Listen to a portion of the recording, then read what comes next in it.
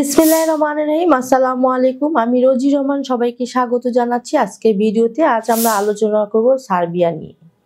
তার আগে আরেকটি কথা বলে নিই, সেটা হচ্ছে আপনারা যারা ফোন করেন অবশ্যই সকাল 10টা থেকে সন্ধ্যে 6টার মধ্যে ফোন করবেন।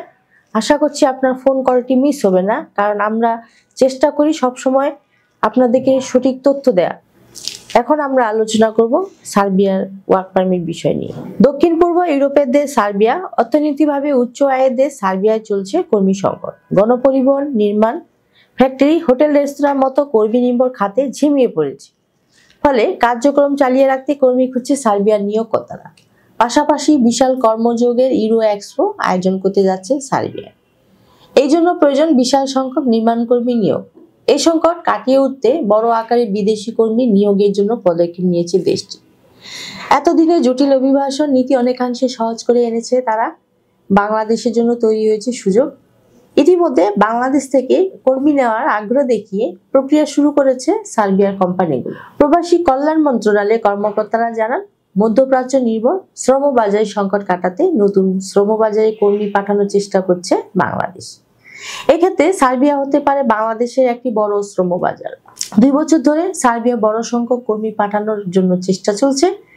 এখন সফলতা আসতে শুরু করেছে। এই মুহূর্তে আপনারা যদি ফাইল প্রসেসিং করে অর্থাৎ জব আবেদন করে একটি বৈধ কোম্পানি থেকে ওয়ার্ক পারমিট লাভ করে ভিসা পেয়ে বাংলাদেশ থেকে বৈধভাবে ফ্লাই করতে চান, তাহলে আপনাদেরকে সহযোগিতা করবে ভিসা প্রফেসর।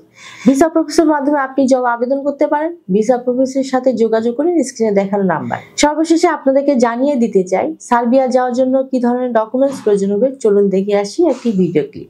সার্বিয়া যেতে হলে আপনার শিক্ষাগত যোগ্যতা হবে ন্যূনতম এসএসসি, বয়সসীমা 18 থেকে 45। যে কোনো কাজে হতে হবে পারদর্শী। শরীরে এইডস, ক্যান্সার, হেপাটাইটিস সি কিংবা করোনা থাকা এবং কোনো ফেক ডকুমেন্টস থাকা চলবে না। ফাইল জমা দিতে আপনার প্রয়োজন হবে ভ্যালিড পাসপোর্ট, ছবি, শিক্ষাগত যোগ্যতার সনদ, কাজের অভিজ্ঞতার সনদ, পুলিশ ক্লিয়ারেন্স এবং বায়োডাটা। এই ধরনের ডকুমেন্টসগুলো সাথে নিয়ে আপনারা চলে আসতে পারেন ভিসা প্রফেসরের অফিসে। আমাদের অফিস খোলা থাকে শুক্রবার এবং সরকারি বন্ধ ছাড়া যে কোনো দিন সকাল 10টা থেকে সন্ধ্যে 6টা পর্যন্ত। আশা করছি আপনারা মোটামুটি সব তথ্য পেয়ে গেছেন।